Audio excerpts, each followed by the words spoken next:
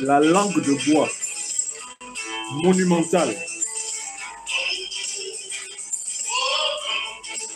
la langue de bois monumentale de l'autocrate camerounais Paul Biya lors de la 80e commémoration du débarquement de Provence en France. Le despote camerounais au pouvoir depuis 1982, soit 42 ans, dans l'incapacité de gouverner positivement et de transformer le Cameroun, et qui n'a désormais pour projet que de mourir au pouvoir et d'essayer de sauver ses arrières en imposant les siens à la tête du Cameroun,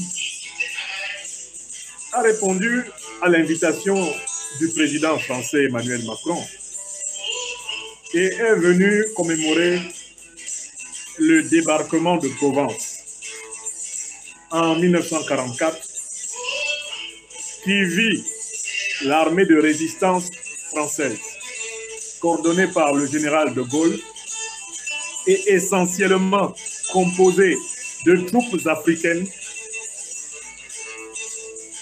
débarquées en France pour libérer le peuple français qui était réduit en esclavage par le nazisme allemand. M. Biya, qui est un affreux dictateur, dont les prisons sont remplies de prisonniers politiques au Cameroun,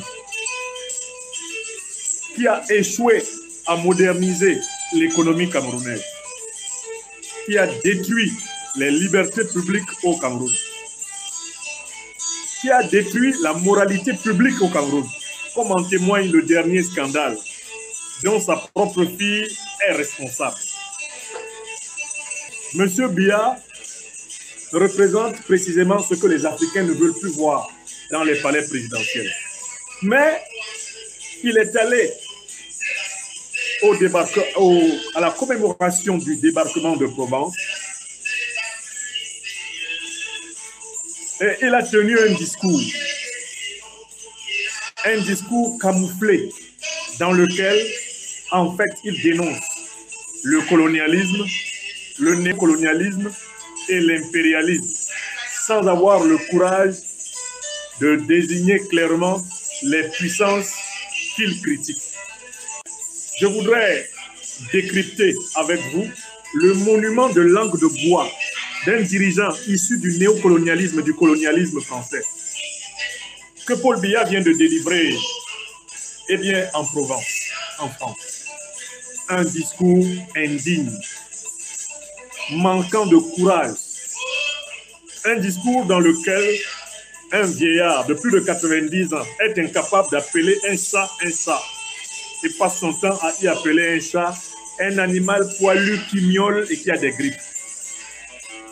Je pense que l'ancien Premier ministre malien Moussa Mara devrait inviter dans son université de la langue de bois ici au Mali, il devrait inviter son doyen et précurseur Paul Biya. Parce que là, le discours que Paul Biya vient de délivrer en France, c'est un monument de l'art politique france-africain. C'est ce qu'on leur a enseigné à l'école coloniale française.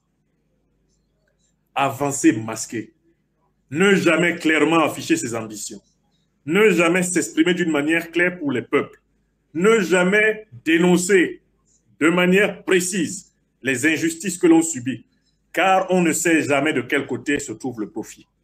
Oui, je voudrais analyser le discours de Paul Biya devant le président français Emmanuel Macron comme un monument de la mauvaise foi, du cynisme, de l'hypocrisie, de la lâcheté dont les peuples africains ne veulent plus.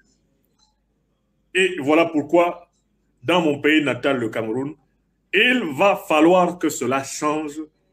Il va falloir que cesse la dictature du mensonge, de la violence, la dictature de l'égoïsme, du narcissisme, la dictature de la lâcheté, que cesse la dictature de la langue de bois. Des générations entières d'Africains sont en train de grandir en pensant que faire de la politique, c'est savoir mentir. Que parler un langage politique, c'est savoir camoufler les vérités. Que faire de la politique, c'est avoir la langue fourchue. Pourquoi beaucoup d'Africains grandissent-ils en pensant que politique égale mensonge, égale filouterie, égale entourloupe? C'est à cause du type de dirigeants que nous avons. C'est à cause de dirigeants du genre Paul Barthélémy Biya, Ouattara Draman. C'est à cause de ce type de dinosaures de la France-Afrique que les Africains, de génération en génération, grandissent en ne sachant pas que la politique au sens noble, c'est le service du bien commun. La politique est un art sacerdotal. Celui qui s'engage en politique doit s'engager à servir le bien commun. Et qui dit servir le bien commun dit agir en vérité, agir en justice, agir en solidarité avec chacune et chacun des membres de la communauté humaine qui vous est confiée.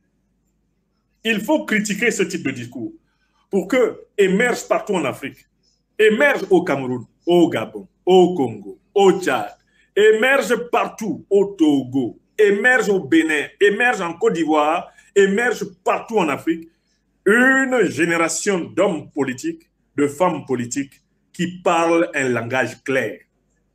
Il faut critiquer les amateurs de la langue de bois, qui leur a été enseigné par les colons, parce que les colons avaient besoin de diviser pour mieux régner. Les colons les ont formés à nous diviser pour mieux régner sur nous. Et ils ont fini par faire croire à beaucoup d'Africains que c'est celui qui s'exprime d'une manière que personne ne comprend qui est le plus intelligent. Bon, prenons le discours de M. Biya. Qu'est-ce qu'il dit? Monsieur le Président de la République française, messieurs les chefs d'État et de gouvernement, mesdames et messieurs les chefs de délégation, mesdames et messieurs, je voudrais de prime abord remercier le président Emmanuel Macron pour l'invitation qu'il a bien voulu m'adresser afin que je prenne part au 80e anniversaire du débarquement de Provence. Je vous fais remarquer que Paul Biya a 92 ans, pratiquement. 91 ans, il est né en 1933. Nous sommes en 2024. Le débarquement de Provence a eu lieu en 1944. C'est-à-dire que Paul Biya avait pratiquement 12 ans. Plus de 12 ans quand le débarquement de Provence eut lieu. Et il est toujours président. Je voudrais déjà que vous constatiez l'incongruité qu'il y a à avoir un dirigeant qui est président depuis 42 ans, qui vient fêter un débarquement qui a eu lieu 12 ans après qu'il soit né. Or, l'écrasante majorité du peuple camerounais est née après 1960. Je voudrais le remercier également pour l'accueil chaleureux qui nous a été réservé, ma délégation et moi. Ça, c'est du formalisme protocolaire. Je salue ensuite votre présence ici, vous tous qui avez effectué ce déplacement pour vous retrouver en ce lieu inauguré en 1964 par le général de Gaulle, alors président de la République, en présence de nombreux combattants de France et d'Afrique, à l'occasion du 20e anniversaire de ce même débarquement de Provence. C'est important que vous vous rendiez compte que Paul Biya est content d'être là parce qu'il s'agit de célébrer ce qu'a fait le général de Gaulle. Le général de Gaulle, c'est un héros français parce que c'est lui qui a organisé la résistance de la France contre la domination nazie en s'appuyant sur les Anglais, sur les Américains et surtout sur les troupes noires africaines issues des colonies françaises d'Afrique. De Gaulle est un héros pour les Français, mais pour les Africains qui connaissent l'histoire, De Gaulle est un bourreau. C'est lui qui a organisé la pseudo-décolonisation de l'Afrique. C'est lui qui a organisé les indépendances proclamées, alors qu'en réalité, l'armée française conservait la mainmise sur les territoires de ses anciennes colonies. La France continuait à pomper les richesses des anciennes colonies à travers l'arnaque de la monnaie coloniale et néocoloniale du franc CFA, une monnaie purement française. La France continuait de choisir à la place des peuples africains les dirigeants de ces anciennes colonies africaines, d'accord? La France continuait à contrôler la circulation des idées dans l'espace de ces anciennes colonies africaines à travers les organisations de la francophonie. Le grand organisateur de cette domination déguisée et appelée faussement indépendance accordée par la France, c'est M. de Gaulle. Voilà pourquoi j'ai toujours dit Charles de Gaulle, héros pour la France, bourreau pour l'Afrique. Car la situation dans laquelle l'Afrique est plongée, notamment l'Afrique dite entre guillemets francophone, depuis 64 ans, c'est le résultat de l'arnaque de Gaulle.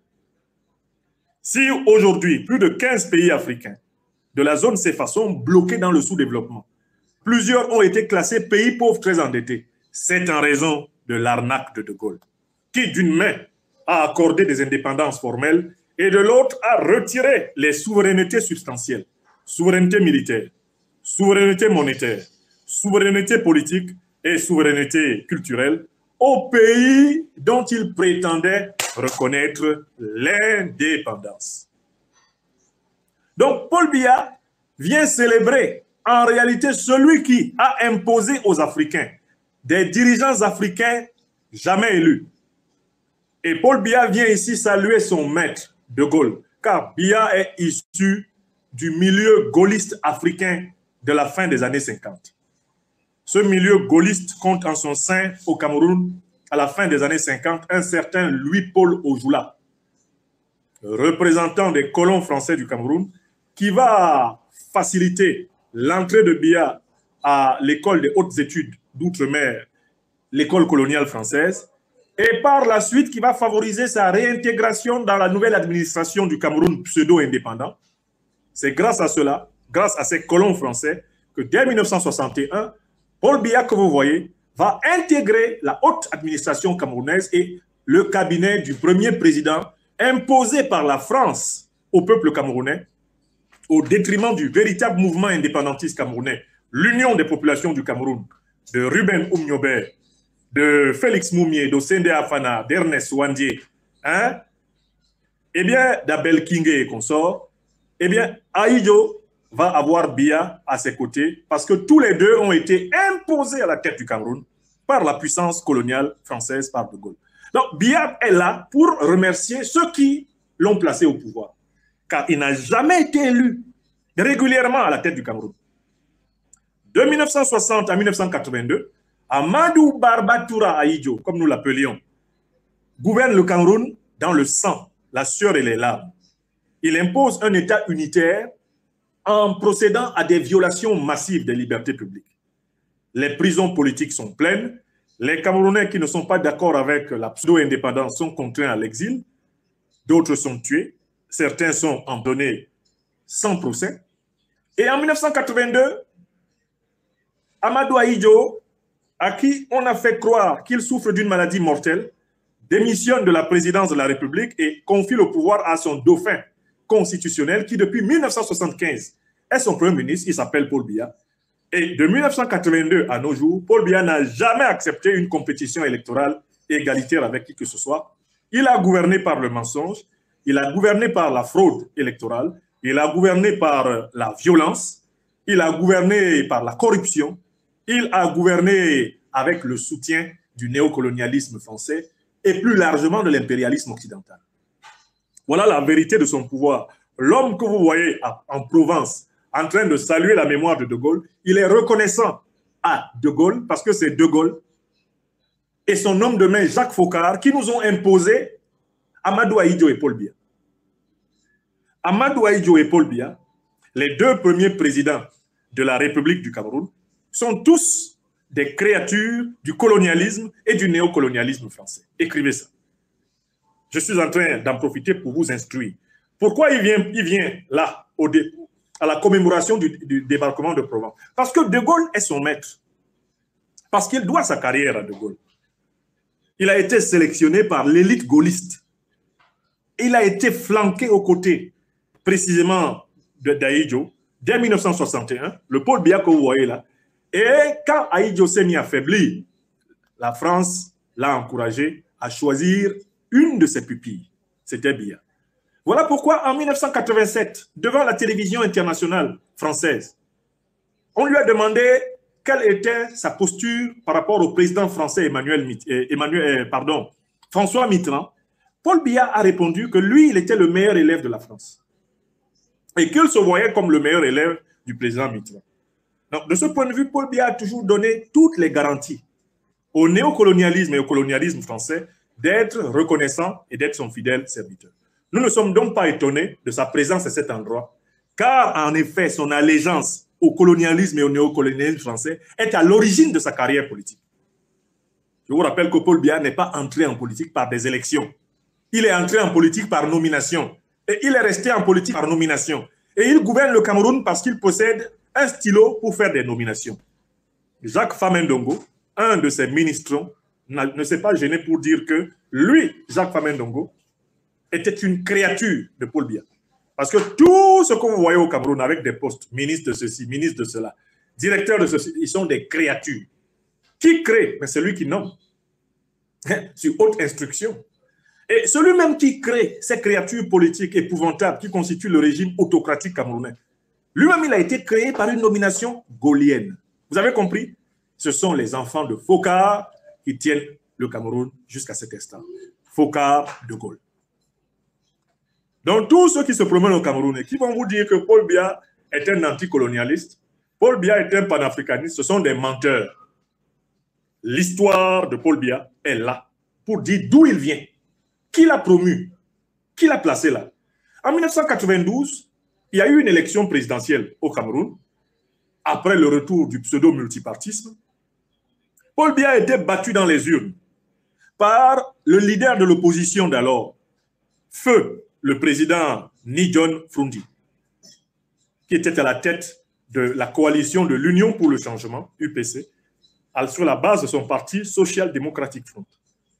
Biya a perdu dans les urnes, mais le général Semengue, qui était chef d'état-major de l'armée camerounaise à l'époque, par ailleurs, lui-même issu de l'armée coloniale française, qui avait participé aux crimes de guerre et aux crimes coloniaux français en Indochine et en Algérie, Semengue a dit que si Paul Biya avait reconnu sa défaite en 92, l'armée aurait pris le pouvoir parce qu'il était inconcevable pour lui, Semengue, et pour la France, qu'un anglophone bamileke gouverne le Cameroun.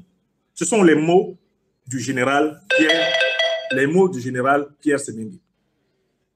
D'accord? Maintenant, on continue la lecture. Je passe au paragraphe suivant. Paul Biya dit ceci. La nécropole nationale de Boulouris est un endroit chargé d'histoire, un lieu du souvenir, un lieu de douleur, un lieu de recueillement qui nous parle et nous interpelle sur l'avenir du monde. De nombreux soldats ont ici, à Saint-Raphaël, comme sur les autres terres de Provence, comme en Normandie, comme ailleurs en Europe, donné de leur vie pour combattre l'occupation, pour sauver la liberté, en formant une formidable chaîne de solidarité. Aujourd'hui encore, nous sommes là pour nous souvenir de leur vaillance, pour convoquer le souvenir d'une guerre du passé pour la liberté et rendre à ces héros un hommage appuyé. Ah, c'est très intéressant ce que Paul Biya est en train de dire ici à la France. Ce qu'il est en train de dire à l'Europe, c'est qu'elle a été libérée par l'Afrique. Et comme il n'a pas le courage de le dire clairement, il dit il y a de nombreux soldats qui sont dans les tombes ici, qui sont venus de partout ailleurs, et c'est grâce à ceux-là globalement qu'il y a la liberté. Il n'a pas le courage de dire nous, Africains, nos parents ont constitué l'essentiel de l'armée de libération française. C'est l'Afrique qui a libéré la France et non l'inverse. Paul Biya ne peut pas le dire. Il fait un gros paragraphe comme ça, dans lequel il met tous ensemble des gens qui n'ont pas consenti les mêmes sacrifices. Je tiens à rappeler, parce que j'ai étudié l'histoire de la résistance française, que quand le général de Gaulle se rebelle, il entre en rébellion, il est condamné à mort par le régime Pétain et il s'enfuit parce que si on l'arrête, il va être fusillé. De Gaulle, qui est condamné à mort pour tentative de coup d'État et qui par la suite va renverser le régime de Vichy dans le cadre d'un coup d'État, d'une rébellion militaire. De Gaulle, le putschiste noble, le putschiste libérateur de la France. Alors, quand il commence sa grande rébellion contre le régime de Vichy qui s'est soumis à Hitler, j'espère que vous savez que le premier commando de Charles de Gaulle, le premier bataillon que Charles de Gaulle possède pour combattre et libérer la France est composé de moins de 200 soldats. On l'appelle le fameux commando Kiefer. Ils étaient exactement, si je ne m'abuse, 177. Il y avait 177 Français prêts à mourir avec Charles de Gaulle pour libérer la France. Tous les autres vaquaient à leur occupation et ils applaudissaient le maréchal Pétain. C'est pour ça que de Gaulle fuit la France. Parce qu'il n'y avait pas assez de Françaises et de Français prêts à résister contre Hitler et contre Vichy. Il fuit la France et il va aller chercher le soutien des Anglais, le soutien des Américains. Ça ne lui suffit pas. Il faut qu'il vienne en Afrique, dans les colonies françaises, et qu'il obtienne le ralliement, non seulement des administrateurs des colonies. C'est le cas, par exemple, de Félix Éboué au Tchad.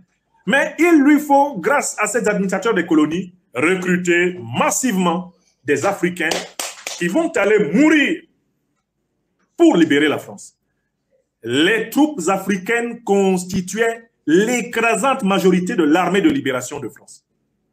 De telle façon que s'il y avait vraiment une reconnaissance française envers l'Afrique, jamais on ne demanderait à un Africain issu des anciennes colonies ou des anciens territoires sous tutelle française d'Afrique un visa pour entrer en France.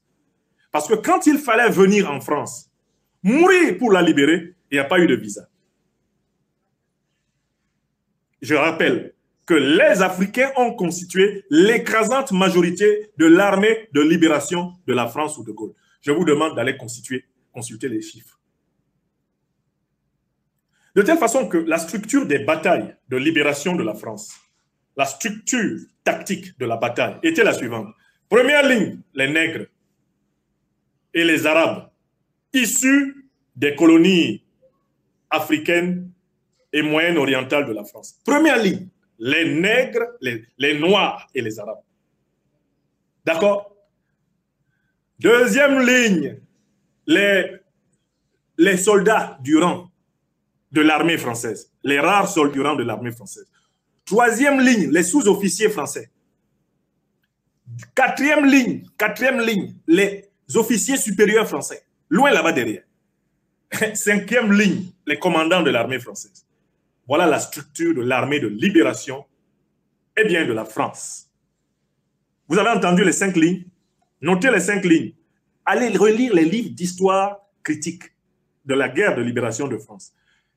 Aucune localité n'a été libérée sans que la chair à canon africaine ne soit en première ligne. Première ligne, les Noirs d'Afrique. Je dis bien première ligne.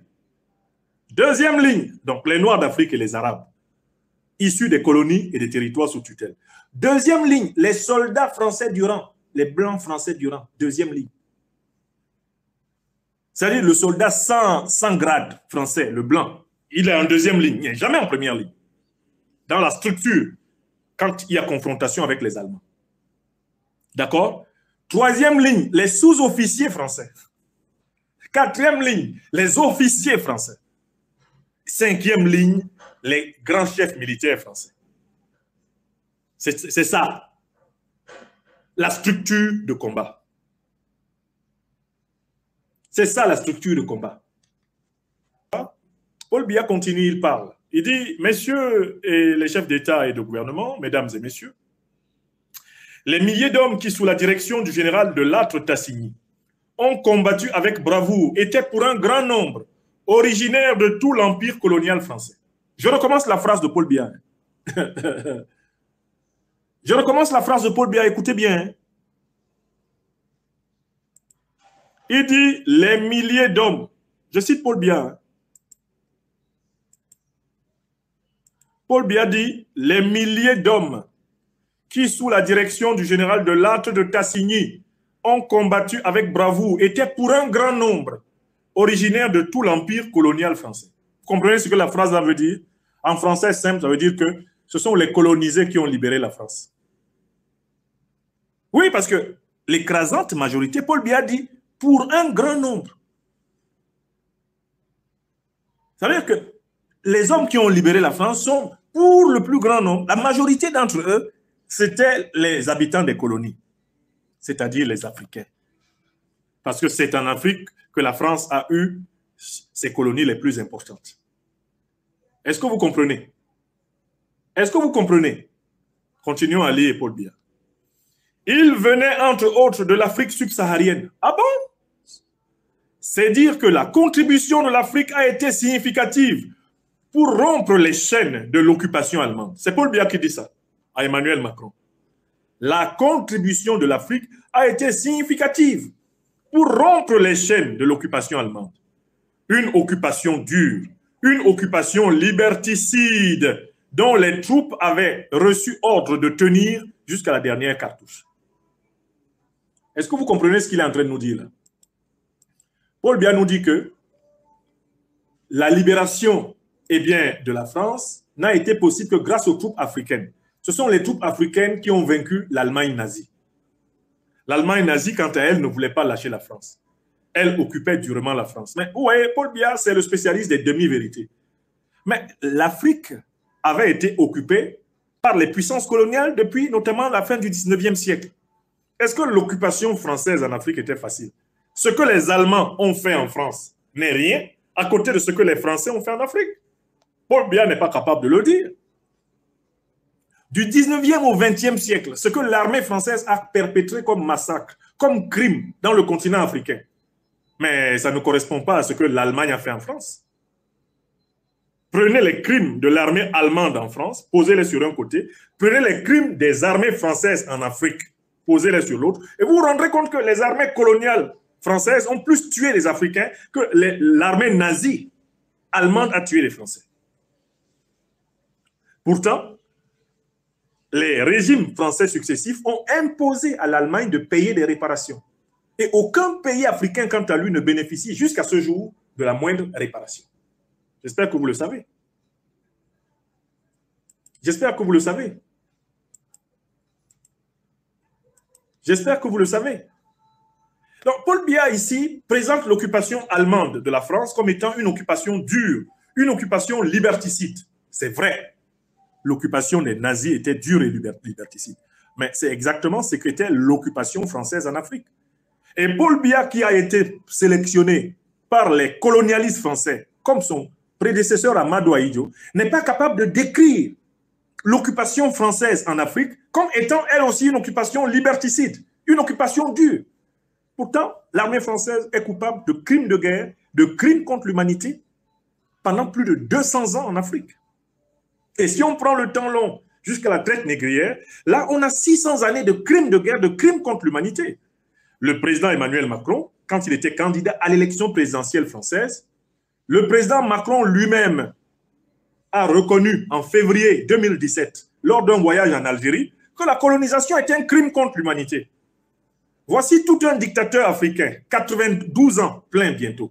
Il est incapable de dire que la criminalité des nazis contre la France était une photocopie, parfois même très pâle, de la criminalité de toutes les armées coloniales, allemandes, françaises, etc., contre l'Afrique. Il est incapable de dire ça. Et c'est ce qui fait mal avec les dictateurs africains, l'absence de courage de la vérité. Paul Biya continue. On est en train de décrypter le comportement incroyable d'un dictateur africain. Incapable de dire toute la vérité à ses interlocuteurs. Mais gêné aux entournures parce qu'il est en fin de vie, il faut quand même qu'il parle. Paul Biya continue. Le ralliement des territoires de la France libre a en effet constitué un enjeu majeur dont l'apport à la victoire finale a été significatif. Vous savez ce qu'ils appellent la France libre dans leur livre d'histoire? C'est-à-dire, en fait, les colonies françaises qui n'étaient pas occupées par les Allemands. Oh non, mais c'est incroyable, quoi. La notion de France libre, il ne faut pas la prendre comme ça à la légère. Les historiens néocolonialistes et colonialistes sont très forts dans la création de concepts fumeux. On appelle France libre, dans l'historiographie française, les colonies françaises qui n'étaient pas arrachées par les Allemands. Et c'est dans cette France-là, cette France coloniale, ces territoires colonisés par la France, que De Gaulle va venir chercher des soldats pour libérer la métropole française. On appelle abusivement France libre les colonies françaises dans lesquelles De Gaulle est venu chercher des troupes pour libérer la France. Or, ces colonies, en tant que colonies, justement, n'étaient pas libres. Voilà pourquoi, scientifiquement, je conteste le concept de France libre, appliqué au contexte des deux guerres mondiales du XXe siècle. L'Afrique n'a jamais été la France libre. L'Afrique était sous occupation coloniale française. Quand De Gaulle est arrivé, s'appuyant sur l'administration coloniale, il a recruté au forceps des soldats. Beaucoup d'ailleurs ont été amenés dans les deux guerres mondiales françaises sans leur assentiment. Ils y ont été amenés de gré ou de force. Beaucoup ont été capturés. Plusieurs de ces soldats étaient des mobilisés involontaires. Ils étaient forcés d'y aller. C'était des forçats de guerre. On leur disait, vous montez dans le bateau, vous allez combattre. Et ils montaient parce que c'était la meilleure solution pour ne pas être exécutés immédiatement. Donc, que Paul Biya utilise le concept de la France libre pour l'appliquer à des territoires qui étaient sous colonisation française, c'est-à-dire sous crime de guerre, sous crime contre l'humanité, sous pillage français, c'est la preuve qu'il ne s'est pas décolonisé intellectuellement. Le concept de France libre appliqué à l'Afrique est un concept creux. Il ne correspond pas à la réalité des peuples africains sous colonisation française. Vous ne pouvez pas faire équivaloir le concept de colonisation et le concept de liberté. Quand De Gaulle, dans les années 40, débarque à Dakar, à Abidjan, à Cotonou, il débarque à N'Djamena, il débarque à Douala, il débarque à Pointe-Noire ou à Brazzaville, De Gaulle débarque dans des colonies françaises. Ce ne sont pas des territoires libres, ils ne sont pas libres. Les Africains sont dans les fers. Et l'essentiel des troupes avec lesquelles il va combattre pour libérer la France, ce sont des troupes qui ont été constituées par le pouvoir de contrainte coloniale. Voilà la vérité. Donc, récusez-moi et évacuez-moi le concept de Gaulle sur le ralliement des territoires de la France libre. Non, c'était la France coloniale. Et les ressortissants de ces territoires ont été ralliés de force. Alors, Paul Biya continue un peu son histoire ambiguë. Il dit, c'est entre autres dans le but de lever les troupes en Afrique, alors considéré comme base potentielle d'une reconquête de l'Europe, que le colonel Leclerc est missionné au Cameroun. Le ralliement du Cameroun, l'un des tout premiers, est aussitôt obtenu dès le 27 août 1940. Ce qui a fait dire au général de Gaulle, et je cite que le Cameroun vient de prendre une belle décision et de donner un exemple magnifique. La rapidité de ces ralliements permet au général de Gaulle de démontrer à ses alliés la réalité d'une France combattante. Les troupes dont le colonel Leclerc prend aussitôt le commandement comptent beaucoup d'hommes issus de l'Afrique équatoriale française et du Cameroun. Ça, c'est de l'histoire rédigée par un néocolonisé. Le Cameroun ne s'est jamais rallié à l'armée française. Ce sont les colons français du Cameroun qui ont constitué une armée de ralliement pour soutenir de Gaulle. Est-ce que vous voyez comment Biya participe au storytelling, au narratif du colonialisme français et du néocolonialisme français? Si on dit que le Cameroun s'est rallié à la France pour combattre le nazisme, il faudrait que l'État camerounais existât. Est-ce que l'État camerounais existait en 1940? N'a-t-il pas été proclamé indépendant en 1960? Il n'y avait pas un État du Cameroun. Il y avait une colonie française, une colonie britannique du Cameroun en 1940. On peut donc parler de ralliement du Cameroun, mais de ralliement des colons français du Cameroun. Leclerc, qui commandait des troupes en Afrique, commandait justement les troupes françaises du Cameroun. C'est lui qui décide de rallier le général de Gaulle. Il faut savoir que d'autres colons qui ne croyaient pas que de Gaulle soit capable de gagner refusaient de le rallier. Ce fut notamment le cas de plusieurs des colons en Afrique du Nord qui résistaient à de Gaulle. En Afrique noire, les militaires colons, quant à eux, pour la plupart, rallient le général de Gaulle. L'administrateur colonial Félix Eboué au Tchad va provoquer le ralliement au général de Gaulle. Mais ce n'est pas le Tchad qui rallie le général de Gaulle. Ce n'est pas le Rhône qui rallie le général de Gaulle.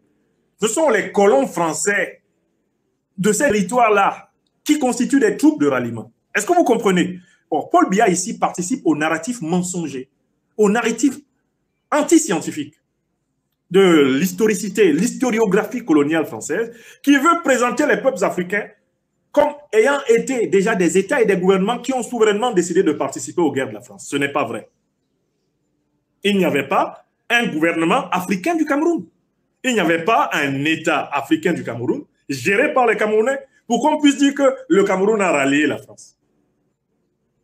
Vous comprenez? Donc tout le paragraphe là que je viens de vous lire de Paul Biya est faux. C'est du mensonge. C'est de la flatterie. En réalité, c'est la dictée qu'on leur a appris à l'école coloniale.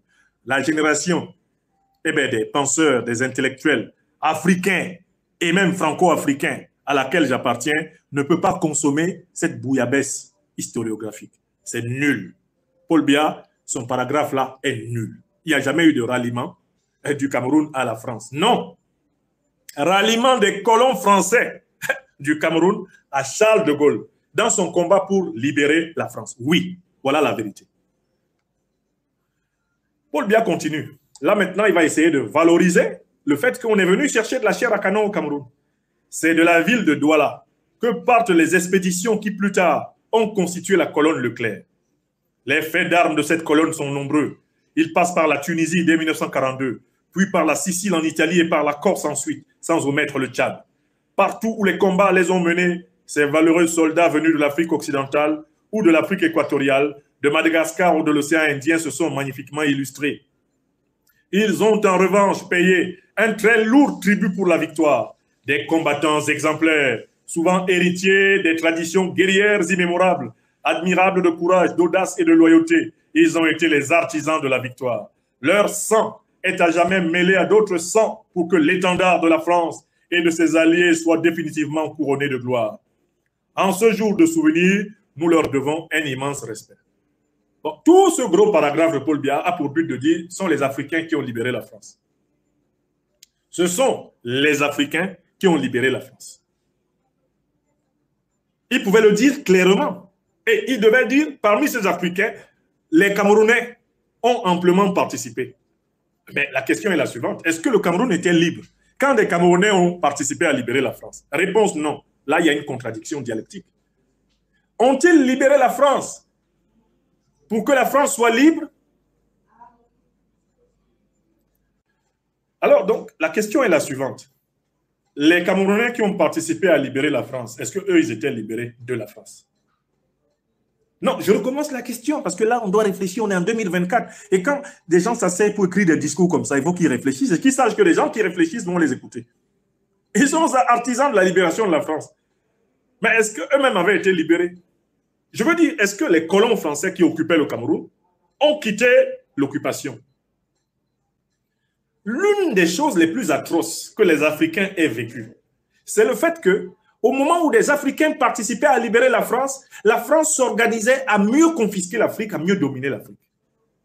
Je recommence. Et c'est l'une des plus grandes incongruités qui fait le paradoxe de De Gaulle. De Gaulle, héros, libérateur de la France, et De Gaulle, bourreau, emprisonneur des Africains. C'est-à-dire que l'Afrique donne son temps pour libérer la France du nazisme. Pendant ce temps, De Gaulle est en train de reformuler le colonialisme sous la forme du néocolonialisme. Pendant que l'Africain est en train de crever dans les batailles de France, pour que le Français soit libéré du nazi allemand, les responsables coloniaux français en Afrique sont en train de réécrire la colonisation, de rédiger les accords de défense et de coopération, de rédiger la structuration du contrôle militaire de l'Afrique. Ils sont en train de mettre en place des dirigeants corrompus à la tête de l'Afrique pour continuer à piller l'or, le pétrole, le manganèse, le gaz, l'uranium, piller les richesses de l'Afrique. Cela a été organisé pendant que les Africains libéraient la France. Donc, là encore, dans ce discours de Paul Biya, on voit que c'est un paragraphe creux. Il y manque la dialectique de l'histoire.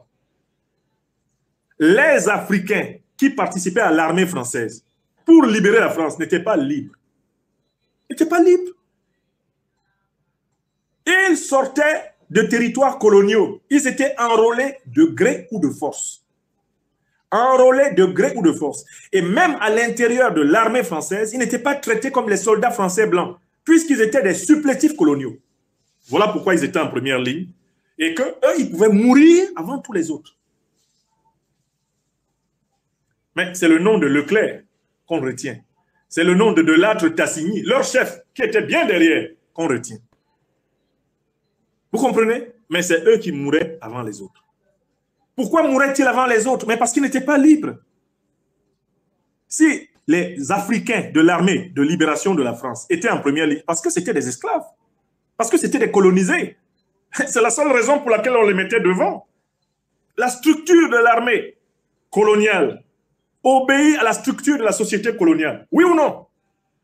Donc, même ici, dans ce paragraphe, Paul Biya rate tout. Il met ensemble les maîtres et les esclaves.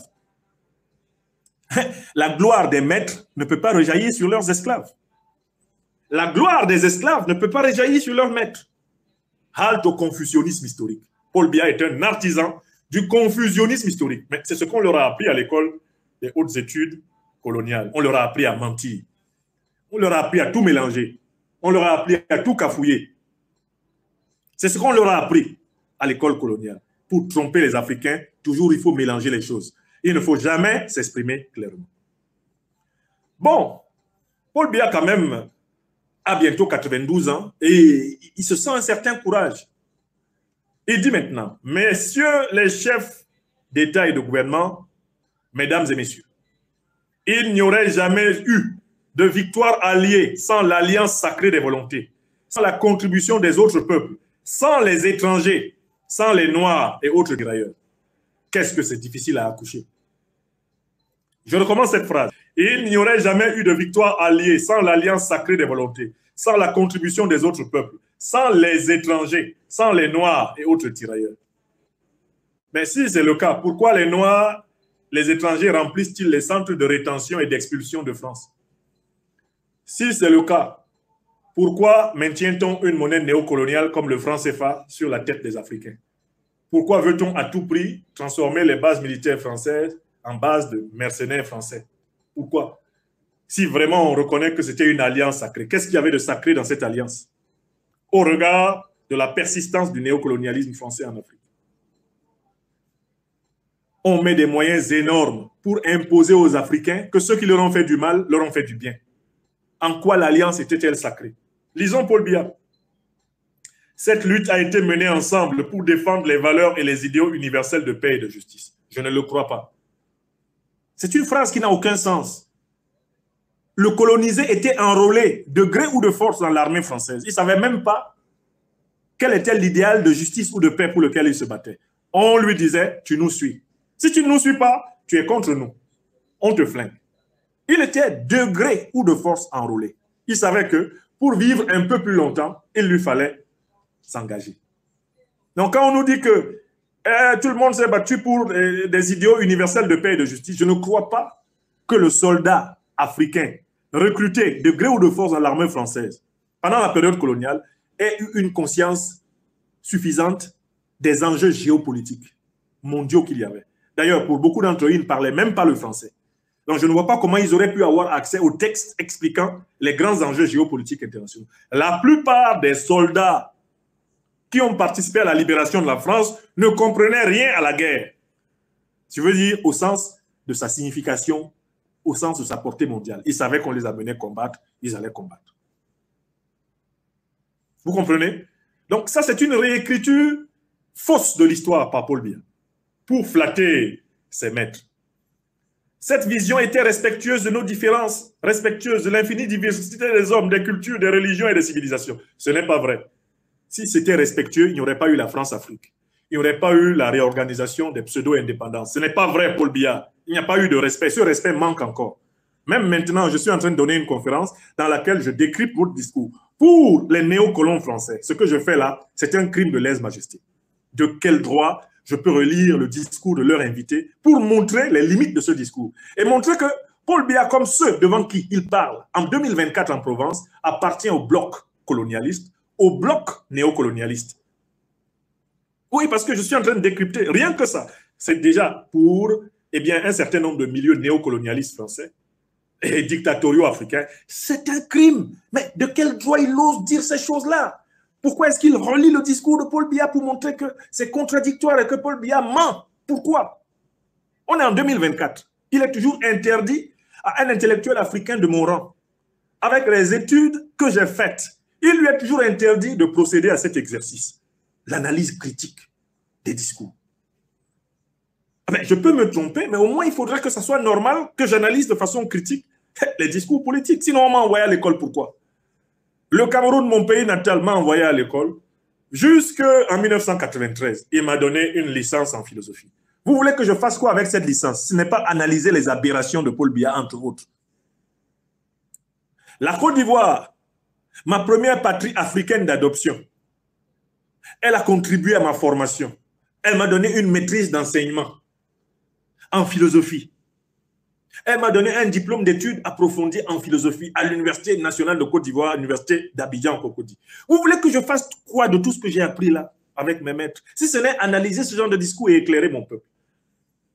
Je suis venu en France en 2000 et j'y ai fait une thèse de philosophie en travaillant dans les universités de Poitiers et de Lille 3, dont je suis docteur. Vous voulez que je fasse quoi de toutes ces études si ce n'est délivrer le peuple français du colonialisme, du néocolonialisme et de l'impérialisme qui y persiste, en même temps que je me bats pour l'émancipation africaine? Toute l'école que des fonds publics des États africains et français ont contribué à me faire faire, elle a pour but de me rendre capable de les émanciper. Donc, je ne fais que rendre ici, pour ainsi dire, l'ascenseur à ces peuples qui ont contribué à l'éveil de mon esprit par leur sacrifice. Vous comprenez? Mais on est aujourd'hui en 2024. Moi, ça fait 5 ans que je suis persécuté pour mes idées en France. Quand Paul Biya vient parler de « Oh, ça a été fait dans le respect de nos différences, de l'infinie diversité des hommes, des cultures, des religions, des civilisations », il se fout du monde, Paul Biya. Ça n'a pas été fait dans cet esprit. Ce respect n'existe pas encore. La crise franco-africaine actuelle, c'est précisément parce que le respect des différences, de l'infinie diversité des hommes, des cultures, des religions et des civilisations n'est pas encore au cœur de la pratique politique française. Et la plupart des pays africains, dirigés par des suppôts de la France, souffrent du même mal que la France. L'autocratie. Le refus de la pensée critique remettant en cause des intérêts immérités et illégitimes. Oui! Et Paul Biya lui-même est un grand pratiquant de cette intolérance envers précisément la diversité d'opinion. C'est pour ça que les prisons politiques du Cameroun sont pleines. Donc voilà encore un paragraphe, je ne sais pas de quoi il parle, Paul Biya.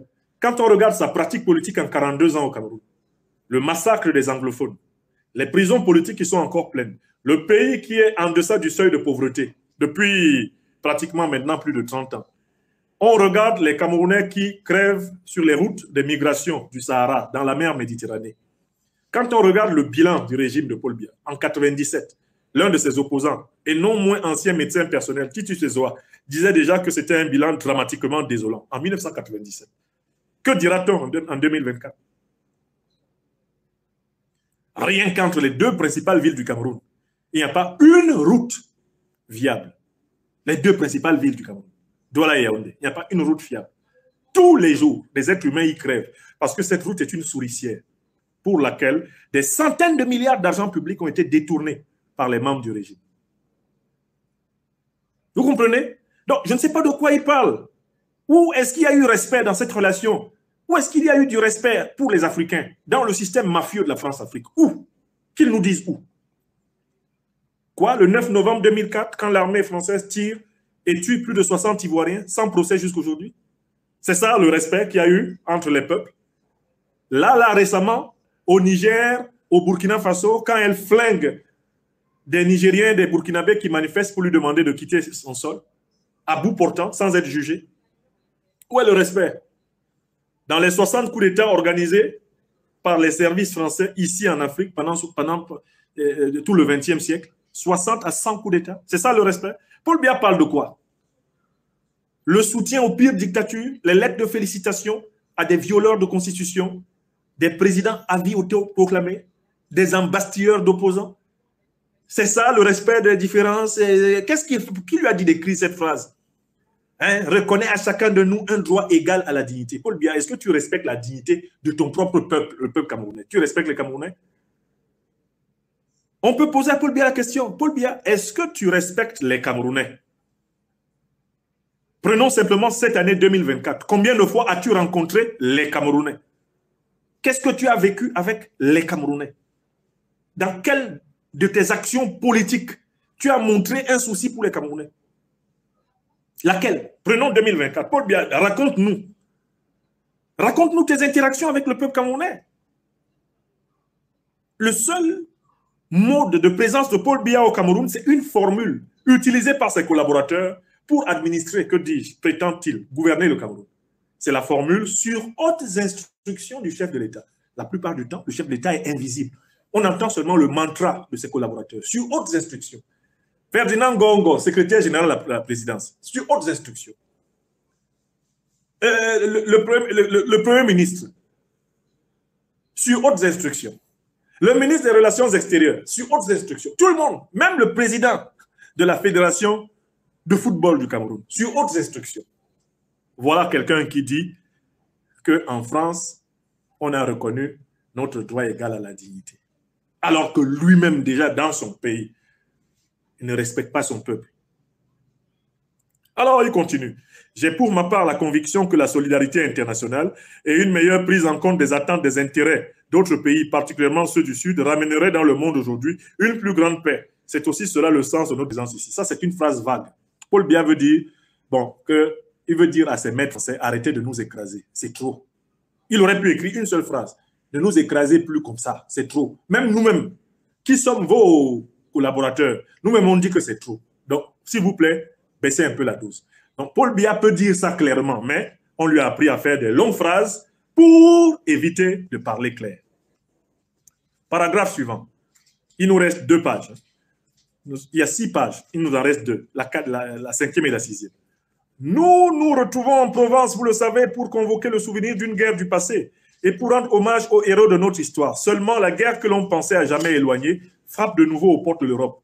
Elle est désormais plus proche de nous. Des hommes se battent à nouveau à quelques heures d'ici. C'est dire que les organisations internationales et le système mis en place au lendemain des 2 guerres mondiales et davantage de la Deuxième Guerre mondiale restent et demeurent perfectibles. Oui, les fantômes de l'esprit de revanche, la violation flagrante de la souveraineté des États, l'intolérable mépris des peuples ressurgissent du passé pour s'imposer dans notre quotidien. Le droit international diversement interprété, l'instrumentalisation des droits de l'homme, l'oubli ou le déni des autres guerres, la volonté permanente de dominer, d'exploiter, de construire un monde à son unique avantage, sont entre autres les ombres qui nous guettent aujourd'hui et dont notre présence ici devrait révéler la lueur. Vous voyez toutes ces longues phrases-là? Paul Biya explique que la guerre est aux portes de la France, la guerre est aux portes de l'Europe. Pourquoi? Quelles sont les causes? Parce que le droit international, non, les causes sont, je commence à la liste des causes. L'esprit de revanche. Bon, qui veut se venger? Vous voyez comment il est flou? Qui veut se venger? Si quelqu'un veut se venger, c'est qu'on lui a fait du tort. Commence par savoir ce qu'on a fait à quelqu'un avant de l'accuser d'esprit de revanche. Deuxième cause, nous dit Paul Biya, la violation flagrante de la souveraineté des États. Mais de qui parle-t-il? Qui a violé de façon flagrante la souveraineté des États? Qui continue de détenir une monnaie qui contrôle 15 pays africains financièrement? Ce n'est pas la France? Macron est assis face à lui. Qui viole de façon flagrante la souveraineté des États africains? Si ce n'est pas, d'abord, son vis-à-vis numéro 1. La France, gouvernée par Emmanuel Macron. De quel droit la Banque de France contrôle-t-elle les avoirs de 15 pays africains? Paul Biya ne peut pas dire ça clairement. Est-ce que la violation de souveraineté, c'est quelque chose de compliqué? Bon, écoutez, qui décide pour les pays africains à l'ONU? Qui détient la plume pour parler de 15 pays d'Afrique francophone à l'ONU, alors que ces pays sont supposément indépendants? Il n'est pas assis face à toi. Pourquoi tu ne peux pas nommer cela? Ben, de quel droit possédez-vous encore le contrôle de notre monnaie? De quel droit rédigez-vous les résolutions sur nous aux Nations Unies? Voilà les bonnes questions d'un chef d'État qui veut parler clair. Mais Paul Biya, il veut passer entre les gouttes parce qu'il croit qu'on l'a bien formé.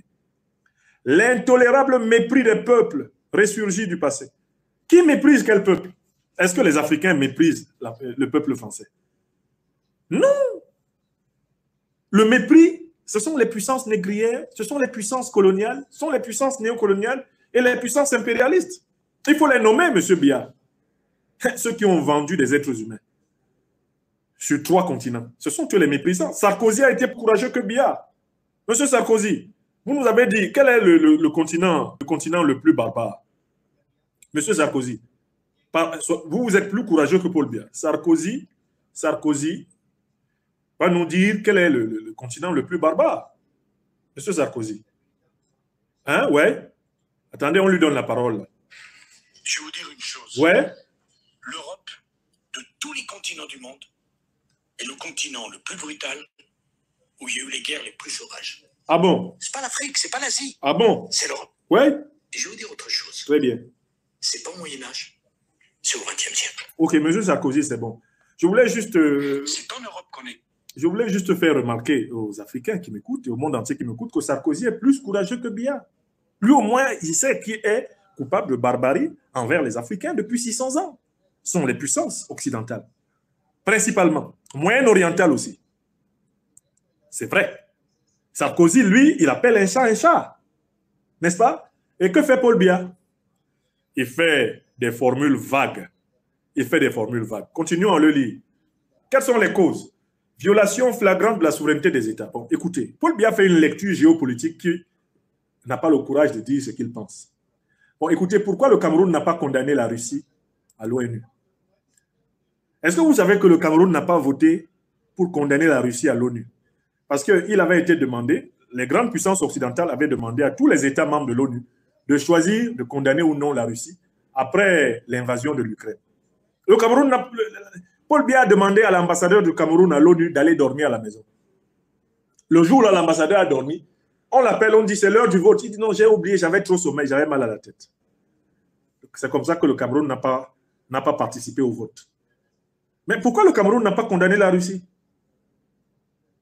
Il faut avoir le courage. Soit la Russie a violé la souveraineté de l'Ukraine, et dans ce cas-là, le Cameroun devait condamner la Russie, soit alors c'est l'Ukraine, soutenue par l'OTAN, instrumentalisée par l'OTAN, qui a provoqué la Russie, notamment en s'attaquant aux russophones ukrainiens depuis 2015.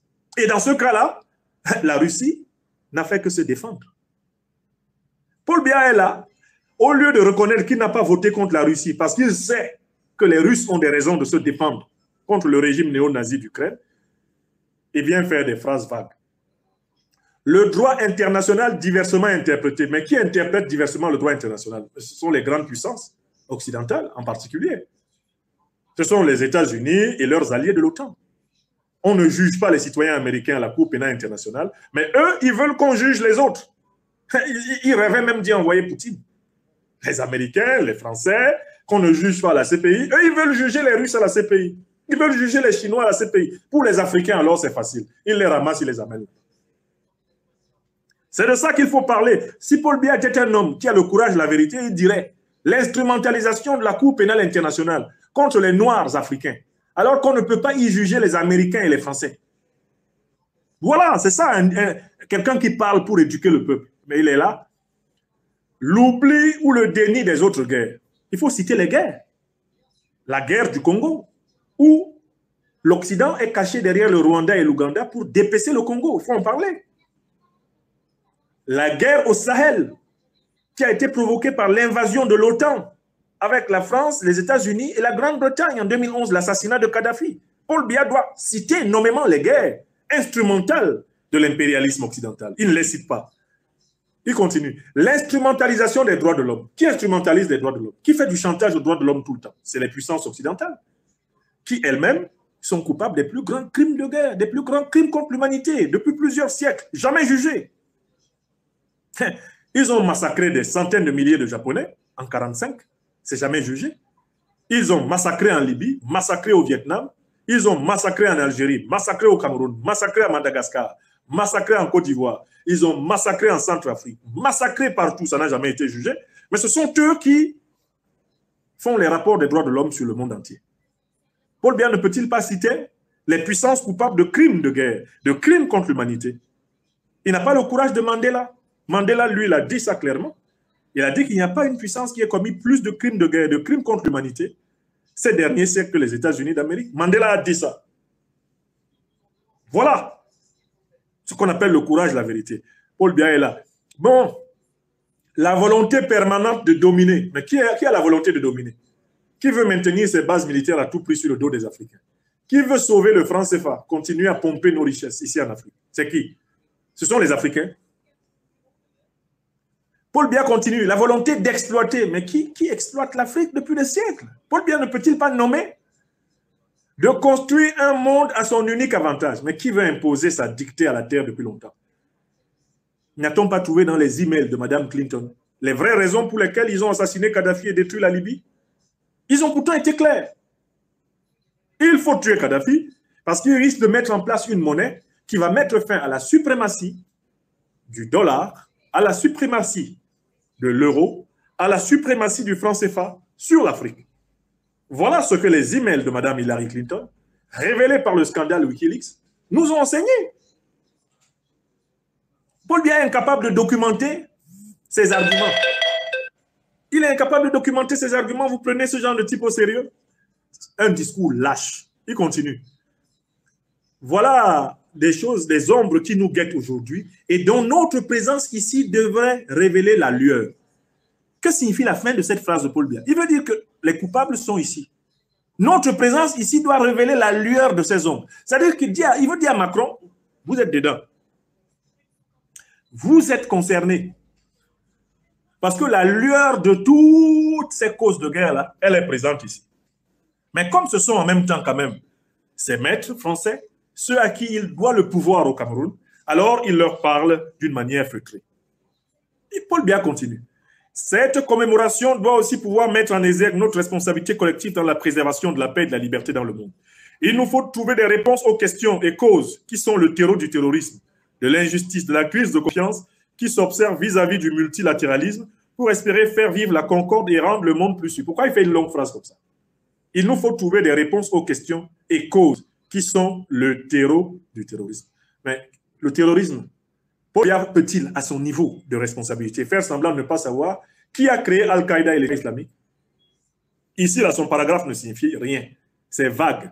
Il devrait dire les grandes puissances occidentales de l'OTAN qui ont créé Al-Qaïda et l'État islamique sont priés de démanteler les organisations qui sont leurs proxys pour déstabiliser l'Afrique et le monde. Il faut arrêter d'utiliser le terrorisme comme une variable de déstabilisation planétaire vous permettant d'imposer la prépondérance de vos intérêts. Ça, c'est la bonne phrase qu'un véritable, dirigeant africain aurait. C'est la bonne phrase qu'un véritable dirigeant africain aurait bien fait. C'est la bonne phrase qu'un véritable dirigeant africain aurait faite. Vous comprenez?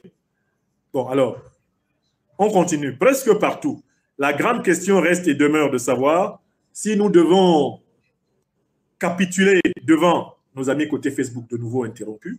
Trop de vérité. Voilà, les impérialistes, les néocolonialistes sont bien installés sur Facebook pour empêcher qu'on parle. Alors, presque partout, la grande question demeure de savoir si nous devons capituler devant le pessimisme de l'inévitabilité de la guerre ou si nous pouvons encore bâtir un avenir plein d'espoir où les guerres appartiendront définitivement à l'histoire.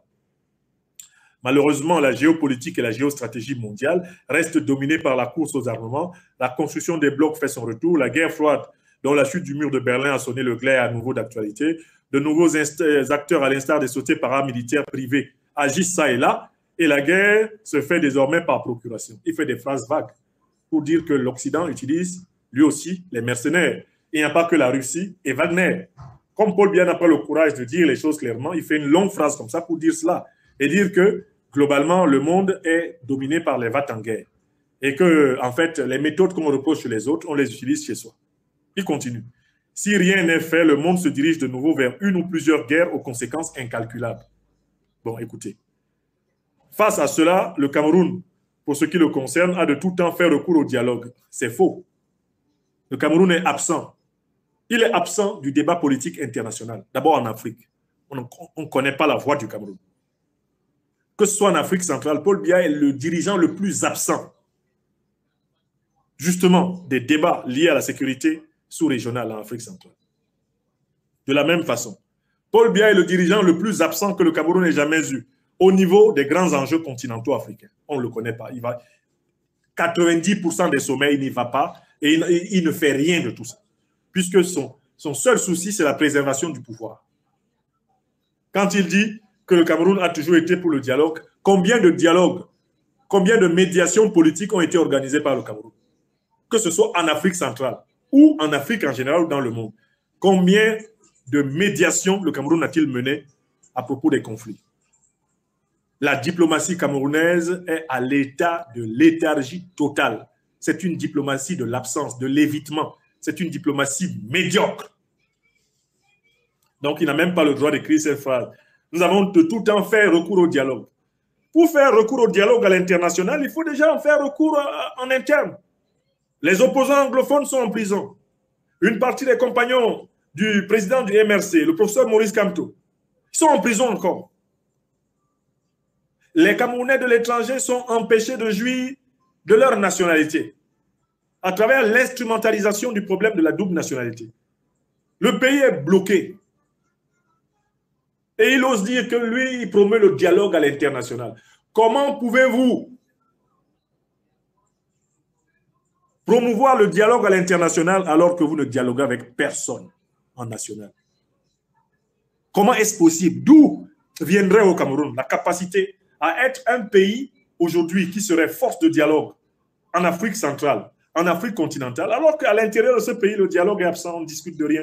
Tout se règle par des emprisonnements, des menaces, des imprécations, des privations, des spoliations, des assassinats, comme celui du journaliste, le pauvre journaliste qui a été massacré il y a quelques mois. Mais comment il peut parler de dialogue? Les Camerounais ne connaissent pas Paul Biya dialogueur. Qu'ils nous disent. Paul Biya, en cette année 2024, combien de fois il a rencontré des hommes, des femmes politiques? Combien de fois il a rencontré des intellectuels, des membres de la société civile camerounaise pour discuter du Cameroun? Combien de fois il a rencontré des leaders d'opinion, des écrivains, des artistes pour discuter du Cameroun? Voilà quelqu'un qui prétend parler de dialogue à l'international alors qu'en national, d'abord, il est nul. Il ne dialogue avec personne. Les gens sont obligés d'imaginer ce qu'il pense, tellement il ne dit rien à personne. Voilà ce que ces dictateurs qui nous ont été imposés par le néocolonialisme français produisent. Des discours vides. Ça flotte dans le vent. Ils parlent de dialogue, solution concertée, résolution pacifique des différends. Tout le contraire de ce qu'il fait au Cameroun. Tout le contraire de ce qu'il fait au Cameroun. Vous le voyez là. C'est un tueur de sang-froid de tous ceux qui s'opposent à sa politique. Le jeune opposant, le jeune activiste camerounais, Ramon Kota, il était au Gabon. Il critique la dictature du Cameroun. Oligui Nguema le ligote et le livre à Paul Biya. C'est ça le dialogue? C'est ça un pays de dialogue?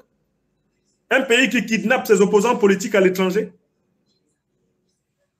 Je ne sais pas comment ces gars-là font pour faire des phrases qui ne correspondent à rien de ce qu'ils font réellement. Où ils prennent le courage de dire ça? En définitive, je veux ici saluer, je cite Paul Biya pour finir, l'organisation de cette commémoration qui constitue une excellente occasion d'encouragement de la solidarité entre les nations pour construire la paix et faire face ensemble aux grands problèmes de notre temps. Je vous remercie de votre aimable attention. Ça, c'est une phrase vide, c'est du pur protocole. Je tenais à donner mon interprétation du discours de Paul Biya. Paul Biya, très clairement, met la France et l'Occident devant leurs responsabilités. À travers ce discours, sans l'assumer entièrement, il leur rappelle que la France ne serait pas libre sans l'Afrique. Ça, c'est la première idée forte. La France ne serait pas libre sans l'Afrique. L'armée que De Gaulle a montée pour libérer la France de la domination nazie, c'était une armée majoritairement africaine. Ça, c'est la thèse 1 de Paul Biya. Même s'il ne le dit pas clairement, c'est ce qu'il dit.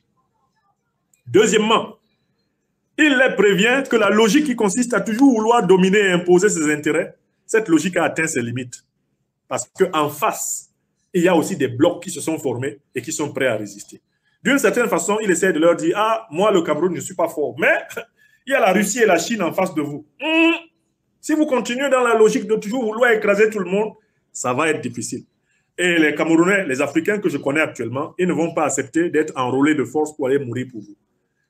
Au XXe siècle, on trouvait encore des nègres partout sur la terre qu'on enrôlait et qu'on mettait devant. C'est fini. Vous cherchez à faire la guerre avec la Russie, vous cherchez à faire la guerre avec la Chine, ne comptez pas sur les Africains. Ça, c'est le deuxième message que Paul Biya est venu leur porter. Mais comme il n'est pas courageux, il ne le dit pas clairement. Enfin, troisième message, Paul Biya estime qu'il va falloir trouver un arrangement pour que les choses se passent pacifiquement. Mais l'arrière-pensée de Paul Biya, c'est « Permettez-moi d'organiser pacifiquement ma succession et de protéger mes arrières. Ne troublez pas trop mes plans. Je vous ai servi. J'ai été un enfant discipliné. Regardez, même quand je vous critique, je cache ma critique derrière des phrases empoulées, des circonlocutions et des périphrases.